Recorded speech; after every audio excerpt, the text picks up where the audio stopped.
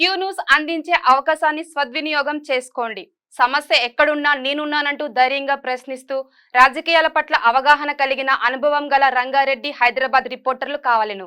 సంప్రదించవలసిన నెంబర్లు 8688926084. కూల్చివేతలు ఆగవు, వెనక్కి తగ్గేది లేదు, ఎవరున్నా వదిలేది లేదు.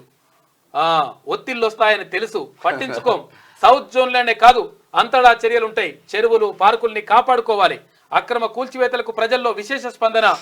ఇస్రో, ఎన్ఆర్ఎస్సి కలిసి వస్తున్నాయి. ఇతర రాష్ట్రాల్లోనూ హైడ్రా తరహా వ్యవస్థలకు డిమాండ్లు. ఆంధ్రజ్యోతి ఇంటర్వ్యూలో హైడ్రా కమిషనర్ రంగనాథ్ సార్ చెప్తా ఉన్నాడు, ఎట్టి పరిస్థితుల్లో కూల్చివేతలు ఆగవు. ఎవరైతే చెరువులలో ఇండ్లు కట్టుకున్నారో చెరువులలో ఇండ్లు కట్టుకున్న పని చేస్తాము, 100% కూల్ చేస్తామని చెప్తున్నాడు.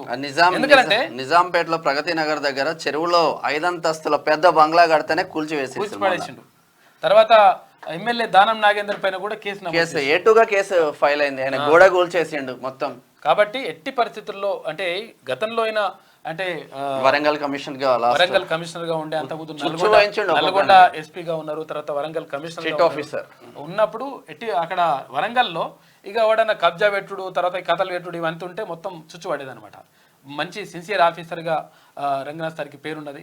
కాబట్టి ఎట్టి పరిస్థితుల్లో ప్రభుత్వ ఆస్తుల్ని కాపాడాల్సిన బాధ్యత ఉంది అని చెప్పేసి ఆయన మొత్తం బాధ్యత తీసుకున్నాడు. తర్వాత ఇంకోటి ఏంటంటే, ఒకవేళ ఇట్లా కాపాడకపోతే ఏమవుతుంది? ఇప్పుడు చెరువులలో ఇల్లు కడతారు, ఇల్లు కట్టిన తర్వాత ఏమవుతుంది?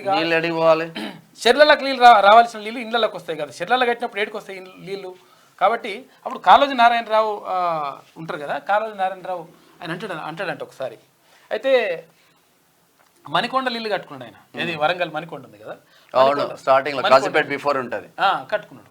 అయితే కట్టుకుంటే ఏమైందంటే అసలు యాక్చువల్గా కొంచెం అడవి ప్రాంతం ఏది, అప్పట్లో కొంచెం అడవి ఉండి, ఇప్పుడు ఇల్లు అయినా మంచిగా అయింది. కానీ కొంచెం ఉండే అట్లా ఉంటే అది ఒక పని మనిషి అతను వచ్చి చెప్పిండట, అది సార్ మొత్తము ఇంట్లకు పాములు వస్తున్నాయి, తేళ్ళు వస్తున్నాయి సార్, ఇవన్నీ వస్తున్నాయి అంటే, అరే అవి ఉండే దగ్గర మనం కట్టుకుని మనం వస్తున్నాయి ఏంటంటారా, వాటిదే ఇది పాములు తేలదేరా, మనమే అనవసరంగా ఇడికి వచ్చి కట్టుకున్నాం బిడ్డ, ఇది కరెక్ట్ కాదురా అని చెప్పిండట కాళోజీ గారు. అయితే నిజంగా కూడా ఇప్పుడు చెరువులలో ఇండ్లు కడితే ఏమవుతుంది? చెరువులకు వచ్చే నీళ్ళు ఇళ్ళకి వస్తాయి ఆటోమేటిక్గా. అదే జరుగుతుంది అనమాట.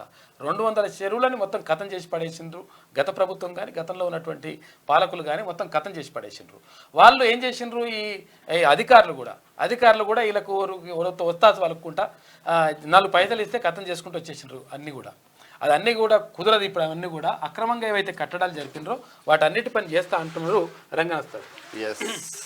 క్యూ న్యూస్ అందించే అవకాశాన్ని సద్వినియోగం చేసుకోండి.